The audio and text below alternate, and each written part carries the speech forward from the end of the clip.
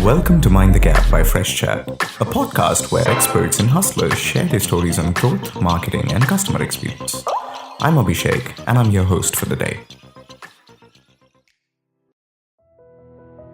Dan is a keynote speaker, an author, a podcaster, and currently the Vice President of Marketing at Persuado. Dan has also led Global Social Media Center and Excellence for 120 McDonald's markets around the world. Today we'll be talking to Dan about social customer care and winning customer love on social media. We are super excited to have him on the show today. To begin with, talking about social media's growing role in overall customer experience, how do you think the shift has helped marketers, or how do you think the shift has helped customer experience folks? Well, first of all, I really appreciate you having me on the show and excited to talk with you. And you've hit on a topic that I am very passionate about, which is really the circular relationship between social media and customer experience. And let me explain what I mean by that. Today, there's no such thing as an offline experience because, as we know, anything that used to happen offline can immediately come online with just the click of a button. And so things like being on an airplane, for example, that used to be the most offline experience you could have. Now we get viral videos of a guy being dragged off an airplane that make it onto social media and get shared with everyone. And so this has created a very tight relationship between social and customer experience, meaning that companies have to understand how to create experiences that get shared that are positive experiences, right? So that we have more people sharing positive experiences than negative experiences. But the other half of that circle is that once experiences hit social media, what do we as a company do to respond to it? And how do we react to it? Because that actually feeds back into people's perceptions of our brand and perceptions of the overall experience. So you kind of have two shots at it. You have, if I create a great experience, people will share the great experience, which is basically the word of mouth marketing that so many marketers are pursuing. And then if people are talking about me on social media, really no matter what they're saying, positive or negative, if I engage with them back and I am responsive, I have yet another shot to show them that I'm a great company to do business with. Right. Now, you were talking about how there's no offline experiences anymore. And one of the things that social media has brought today is instant gratification. You know, what used to take a long term for a sales guy to close a deal is now faster because of technology. What used to take a long time for a marketer to test, retest, regroup a new campaign is instant because of social media. So from a marketing angle, how is social media's instant gratification used by marketers and product guys today? Yeah, it's a great question and a kind of funny story. My first job out of college, I worked for a high-end collectibles company called the Danbury Mint that sells plates, dolls, figurines, sports paraphernalia, et cetera. And it was all direct to consumer and it was all non-digital. So I got my start in direct mail, the Sunday newspapers, magazines, et cetera. So literally people would fill out a coupon and put it in the mail and send it back to us when they wanted to place an order. And I used to refer to that as instant gratification because as a marketer, I loved the fact that I could send out a mailing and just 5 days later start to get those coupons back in the mail. And over the course of 2 to 4 weeks, I would know how my marketing campaign did. And I thought that was super fast and really cool. And today, in social media, we can learn how a campaign does in the first few minutes. Like it truly is instant. And I think that there's a lot of impact there, and it's generally good impact. I mean, the first thing is that we know very quickly whether the product that we're selling or the service that we're selling is enjoyable, is desirable, and people want to buy it. We also know whether the marketing campaign itself is talking to our customers in the right way. And that's actually what we do at Persado. Persado is a marketing technology startup that focuses on identifying the right language to use to get people to respond better. And I ended up joining the company because I had been a client twice. And so I knew that it really worked, because ultimately, when you have a machine helping you generate words and phrases, that machine has just access to an unlimited number of different word combinations that the human brain just can't handle by itself. And so when you then pair that with a channel like social media that has this instant response, we're able very quickly to figure out what are the words that are going to get people to stop scrolling and to pay attention enough to at least click through, if not go ahead and buy or sign up or whatever it is, whatever kind of conversion that we're looking for. Right. I totally resonate with what you talked about. Now, how do you establish a process for crisis management and or proactive customer support for that example? Of course, like you said, people have moved from emails and calls, and people are resorting to social media right now for even customer complaints. Or a marketer uses all this data to run a campaign there.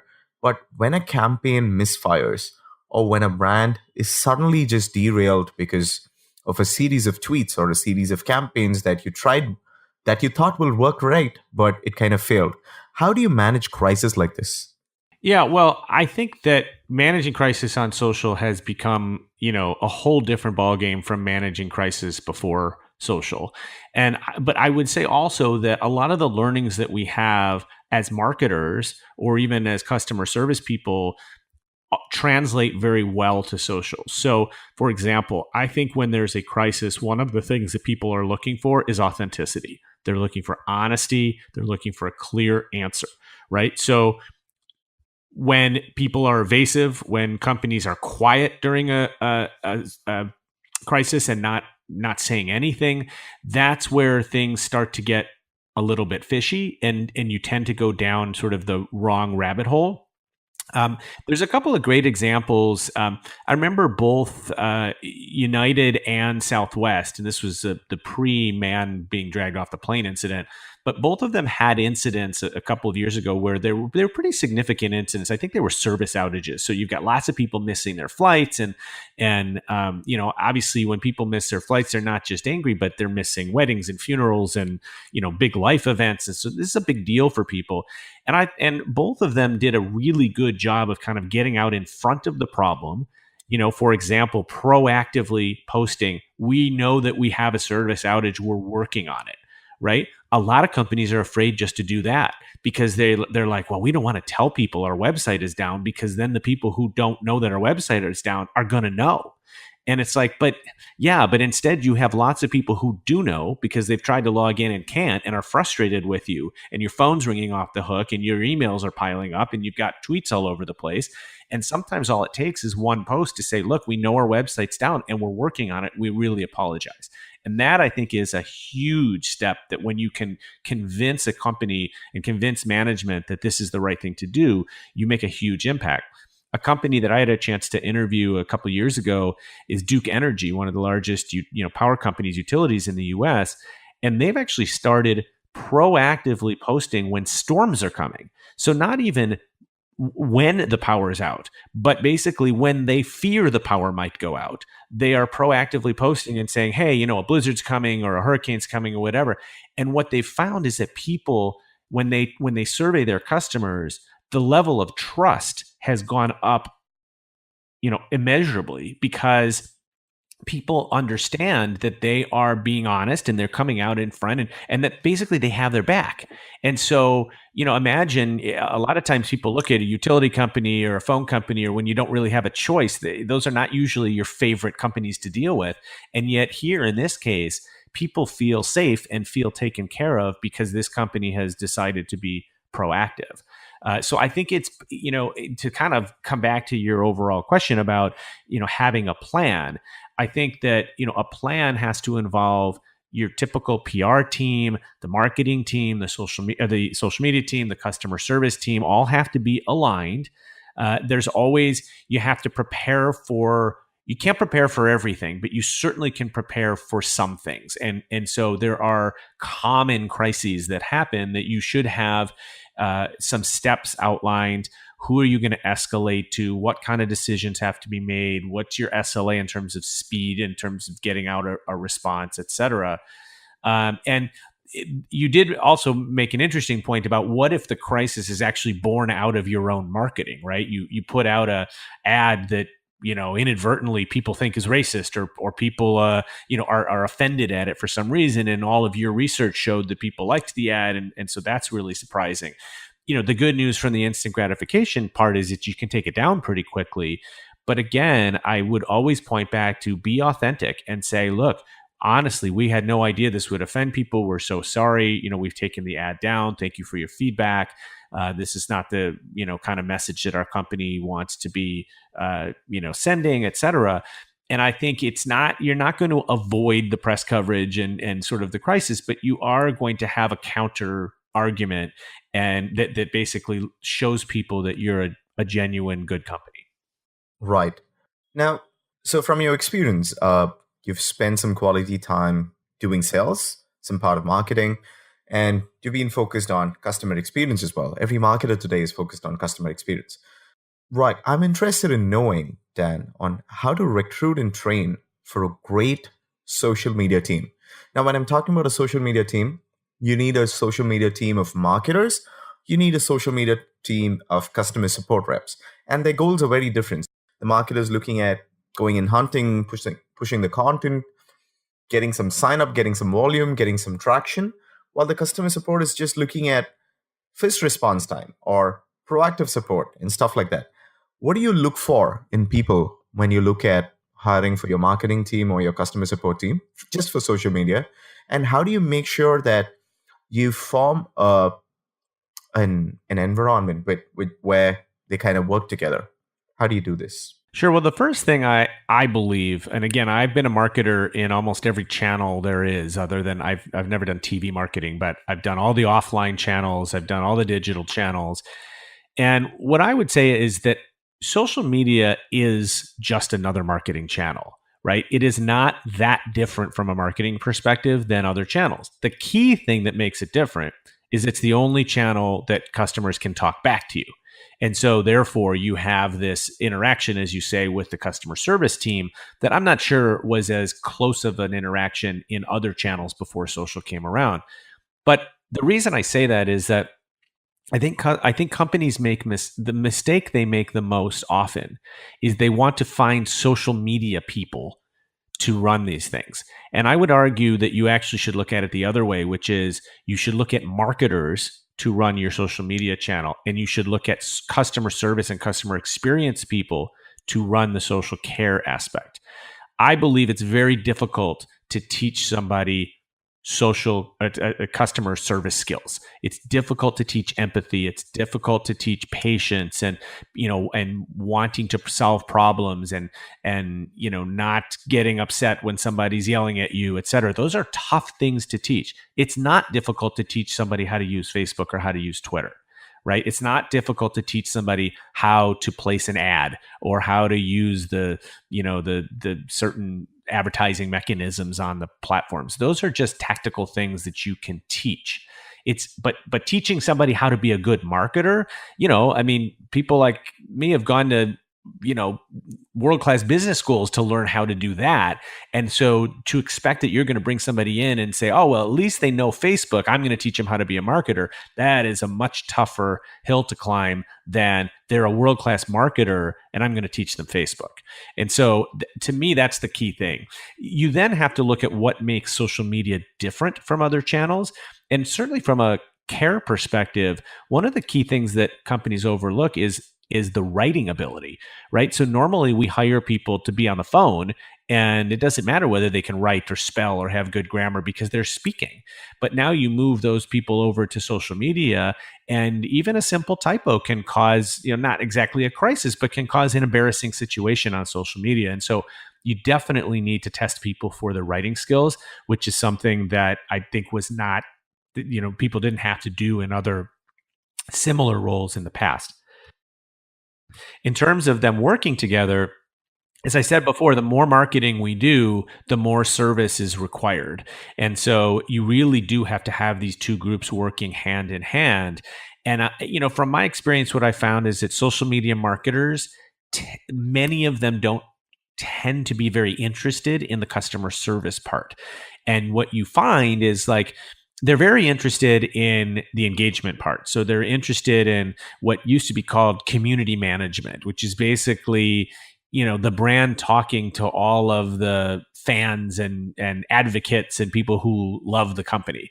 Well, that's pretty easy to do when you get to talk to happy people all day long. And yet I believe that even that should be a function of the customer service area, so that first of all, they're not dealing with only the angry people, but also so that they get a better sense for the entirety of the conversation about the brand. So, in order to make that happen, the teams have to be working together. The marketing team has to share its plans with service so that service knows when they're ramping up their paid spend, because that means they can be prepared and resourced for the additional service inquiries that are going to come in. Likewise, the service team needs to complete that feedback loop back to the marketing team when, as you said before, they're hearing things about the marketing content, positive, negative, or whatever. That has to get fed back so that the marketing team can adapt. So it really, when you have them holding hands, physically sitting near each other, sharing team meetings and stuff like that, those are the companies that are really, well organized. You can tell that they're successful at it. Right, okay. My question now is going to be based on data or research, but not too sure how real this data is. Now, the engagement on social media is going down, and the messaging in social media, whether it can be Facebook messages, whether it can be LinkedIn messages, we are from a modern messaging tool called Freshchat, and we've seen this largely that messaging is kind of overtaking social media itself. Chatbots are becoming popular, they're becoming a norm, and there's a lot of personalization that you can offer with uh, personal one-on-one content rather than putting out a content and finding engagement with it. Now, this changes the paradigm of how social media works. One-to-many content to one-to-one content with AI, chatbots, and all of that. How do you think this is changing the dynamics of a marketer? Well, it is a very interesting change that's going on, and definitely I'm seeing that too. And I actually think it's funny that we refer to messaging as social media, because traditional social media, and I said to put traditional in air quotes, Facebook, Twitter, LinkedIn, et cetera. The whole idea is that it's both social and it's media. There's two words there. Whereas I think when you get to messaging, that social aspect really does start to go away. To your point, it's much more of a one-on-one engagement. I think this is a reaction to what we've seen in social media, which is that customers today crave genuine engagement with the brands that they do business with, and they want to be able to talk one-on-one with these brands. Messaging works very well for both parties. I think for the brand, they're happy because when people have complaints, they'd much rather they make those complaints in private than in public. So that's a great thing for them. I think for the customer, and messaging is great because you're not constrained by 280 characters. You can share, account information and other things because it's usually more secure. And also, you just have this ability to either go back and forth in an instant chat, if that's what you want, or similar to what I was saying before about tweeting, is you have the ability to kind of send a message and then leave and go about your day and not sit there and wait for an agent to type back, which is kind of what we do on web chat, but just be able to come back at your own leisure to see the answer and then pick up the conversation from there. And I would say one additional benefit for both parties is that you also maintain the history of the communication. So you obviously can scroll up in any sort of messaging platform and see everything that has happened before. So you're talking to your hotel and you give them your loyalty number. The next time you talk to the hotel, you shouldn't have to give that loyalty number anymore because it's right there in the previous chat. And I think that's a huge benefit. On the chatbot side, I think there's some definite good use cases for chatbots. My concern is that too many companies will look at chatbots as a cost savings and as a way to reduce the number of humans needed in the customer service department. And I think that's a big mistake. I think chatbots are great for handling basic inquiries, repetitive inquiries. Kind of, if you think about when you call a toll-free number and you get the IVR system that says press 1 for this, press 2 for that, those things tend to be very similar to the things that chatbots can do. So let's take a credit card company as an example. If you want to check your balance, That should be pretty easy to do in a chatbot. You don't have to speak to a person to check your balance. And sure enough, just for those wondering, when you call a credit card company, the press one is almost always check your balance, because it's one of the most frequently, it's like the most frequent call reason. And so many people just press one, get their balance, and hang up. And that's all they needed. So I see chatbots serving a great role there. The thing that chatbots have to be able to do is recognize when the question has gotten to a point that they do not know the answer and can't get the answer, and they have to have a smooth handoff to a human. And then the last piece is, I think AI has a huge opportunity to help agents even more than customers. And so if you imagine, I always try to sort of imagine a customer service agent sitting next to like IBM Watson and having the answer to every question in the world at their fingertips instantly. Plus, the computer knows everything about the customer, knows all of their order history, knows all of their preferences, et cetera. Imagine how smart that makes the human agent when that customer still desires human contact, right? So customers, I don't think, are ready yet to have all of their communication be with a bot. But if that bot can help the human agent be a much faster and more successful agent because they can get to the resolution faster, I think that's a huge opportunity. Right. Now, how do you leverage social media, and how do you simultaneously improve customer experience on social media and enable advocacy? Well, I think that one of the things that we talked about a lot at McDonald's was this idea of trying to get the lovers to be louder than the haters, because there's always going to be haters, especially with big brands. You're not going to get rid of the haters, but what you can do is you can tip the scales and you can create more brand lovers. And how do you do that? You give them amazing experiences that they want to talk about. So one of the things that I wrote about in my book is this idea of the stuff that gets shared on social media is somewhat predictable. So let me explain that. To me, it has to do with a very simple equation, which is customer expectations plus their emotion equals their willingness to share. So when a company exceeds a customer's expectations, they make that customer really happy, and people are very willing to share when their expectations have been exceeded. And you've seen lots of posts about this. Wow, I can't believe what this company did, or gosh, I got this, gift from them in the mail. They're so great, or whatever. They put this extra thing in my box, or I had this awesome experience at a restaurant with the great service, etc. People love talking about great experiences because unfortunately, they're few and far between. We don't have that many great experiences with brands. So when we have them, we want to talk about it. And from a marketing perspective, that is the elusive word of mouth marketing that we've been all looking for, right? It doesn't happen in a viral video. It happens with people talking about how great you are to work with. The flip side, of course, is that when we fail customers, when we miss their expectations, we make them angry. And that also creates a very high willingness to share.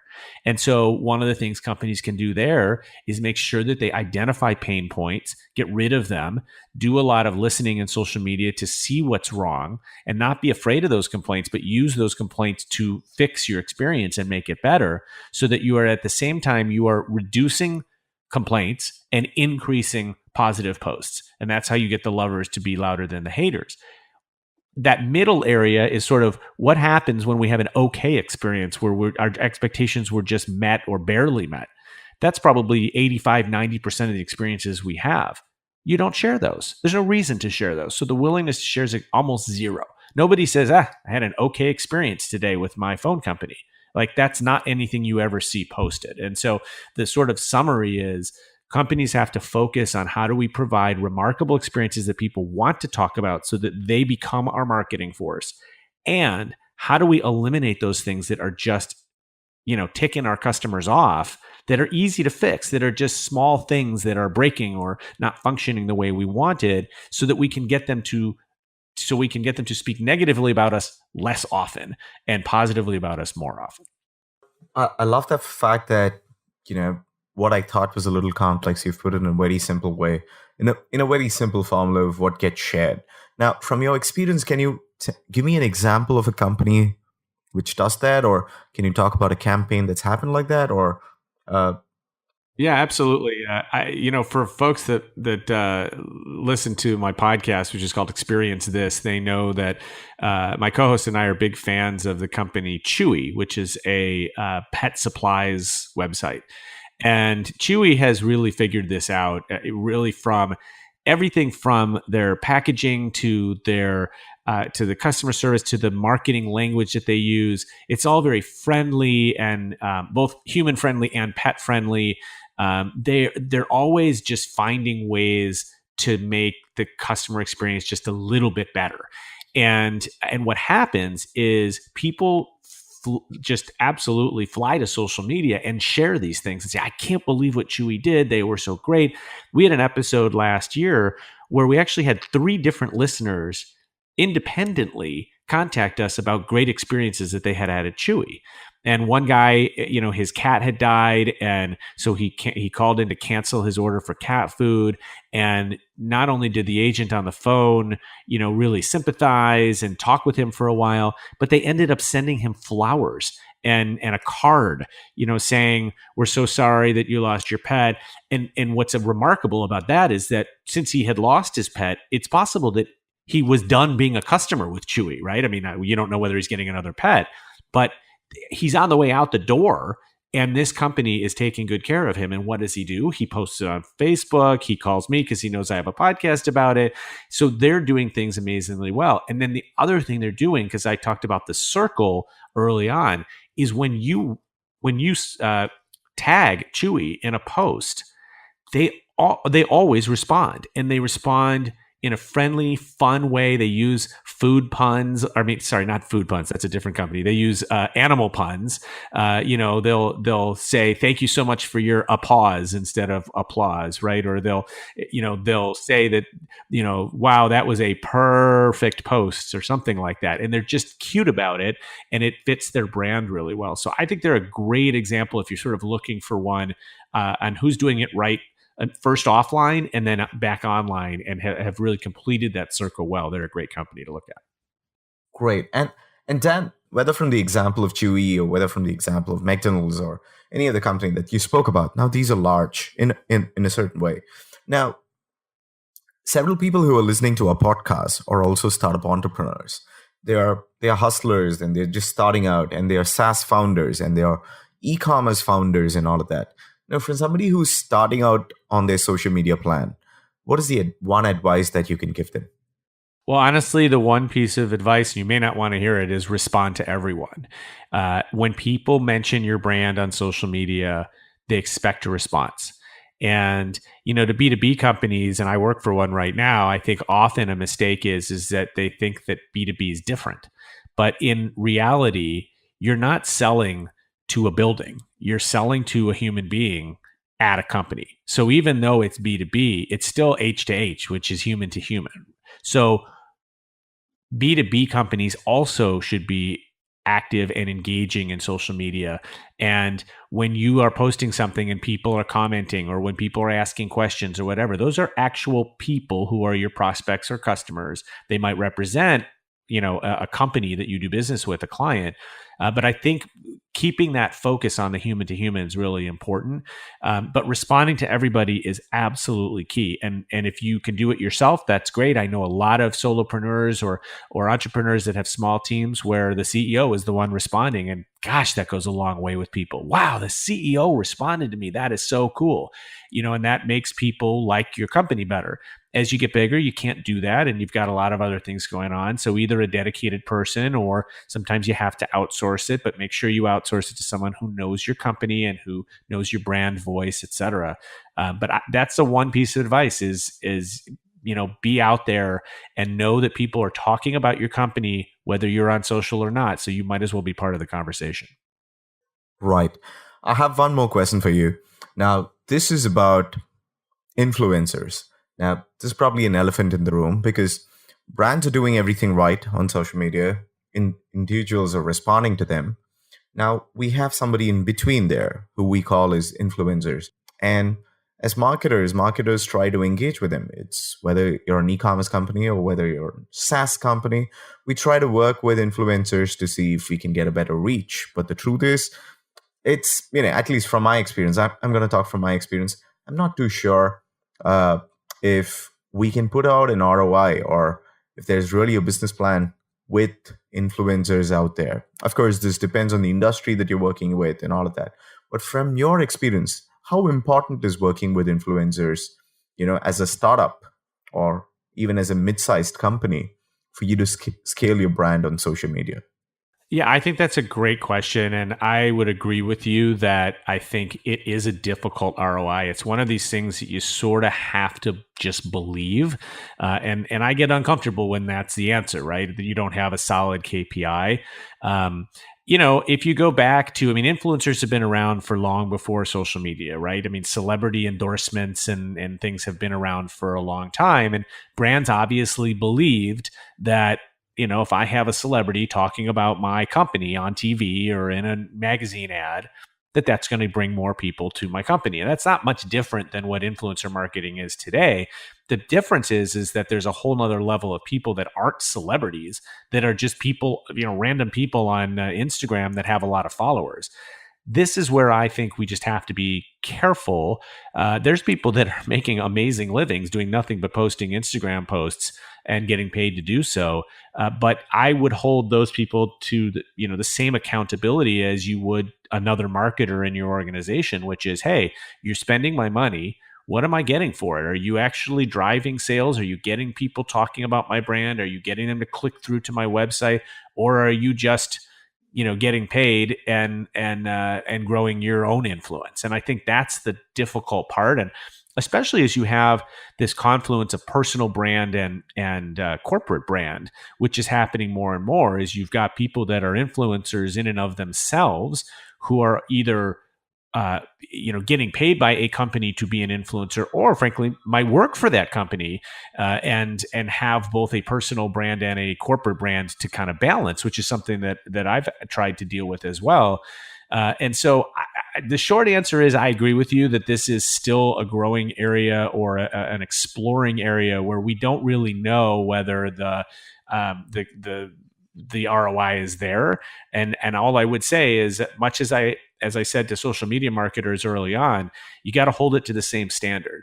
Social media marketers loved to say at the beginning, well, we can't measure ROI, so we're just going to focus on these vanity metrics like likes and shares and follower count. I think that's BS. Like, ultimately, as a CMO, you're deciding where you're going to put marketing dollars, and there's only one pot, and you're deciding who gets each part of that pot.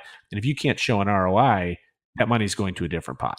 This is just one man's opinion, but for me, I'd much rather have a legitimate, genuine customer of my company talking about me than a person whose job is to be an influencer. I think, to me, that's just so much more credible. And so, making those customers happy and creating great experiences for them and getting them to talk, to me, is way more impactful. And when you look at the data around who people trust, yes, they trust celebrities, but a startup is not going to be able to afford a celebrity. And so one of the groups that they trust the most are actual users. That's why ratings and review sites are so popular, and why before we buy almost anything, we go and see what other buyers have said about it. That's really, really key. And so that, to me, is where I would put my focus. And if it was just truly influencer marketing, do I invest in influencer marketing? I'd go back to my other answer, which is you have to compare it against the other marketing you can do, and where is that next incremental dollar best spent to get the highest return. Right. Then I don't have any more questions, Dan. I think this was really insightful. If I have to look back at what we just spoke, I really like how you came up with that formula.